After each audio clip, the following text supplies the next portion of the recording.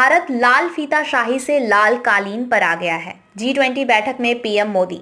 प्रधानमंत्री नरेंद्र मोदी ने गुरुवार को व्यापार और निवेश मंत्रियों की G20 बैठक को वर्चुअली संबोधित किया। इस दौरान उन्होंने कहा कि MSME 60 से 70% रोजगार के लिए जिम्मेदार है। यह वैश्विक सकल घरेलू उत्पाद में 50% का योगदान देता है। प्रधानमंत्री ने यह भी कहा है कि हमें उचित मूल्य खोज, शिकायत निवारण तंत्र में उपभोक्ताओं के सामने आने वाली समस्याओं का समाधान करने की जरूरत है। MSME को हमारे निरंतर समर्थन की आवश्यकता है। पीएम मोदी ने कहा, MSME को हमारे निरंतर समर्थन की आवश्यकता है। MSME का सशक्तिकरण सामाजिक सशक्तिकरण में तब्दील हो जाता है। उन्होंने कहा कि हमारे लिए MSME का मतलब सूक्ष्म, लघु और मध्यम उद्यमों को अधिकतम समर्थन है।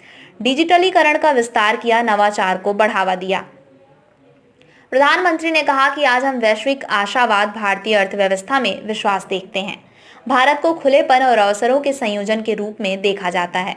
उन्होंने कहा कि हमने प्रतिस्पर्धात्मकता बढ़ाई है, पारदर्शिता बढ़ाई है, डिजिटलीकरण का विस्तार किया है और नवाचार को बढ़ावा दिया है। विश्वास का पुनर्निर्माण करना हमारी जिम्मेदारी है। जयपुर में व्यापार और निवेश मंत्रियों की G20 बैठक में अपने वर्चुअल संबोधन में पीएम मोदी ने कहा कि G20 में अंतर्राष्ट्रीय व्यापार और निवेश में विश्वास का पुनर्निर्माण करना हमारी जिम्मेदारी है।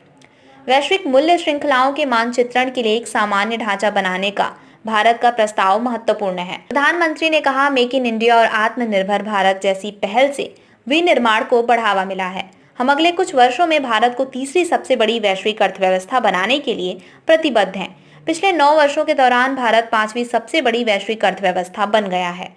यह हमारे निरंतर प्रयासों का परिणाम है। हम भारत को तीसरी सबसे बड़ी अर्थव्यवस्था बनाएंगे।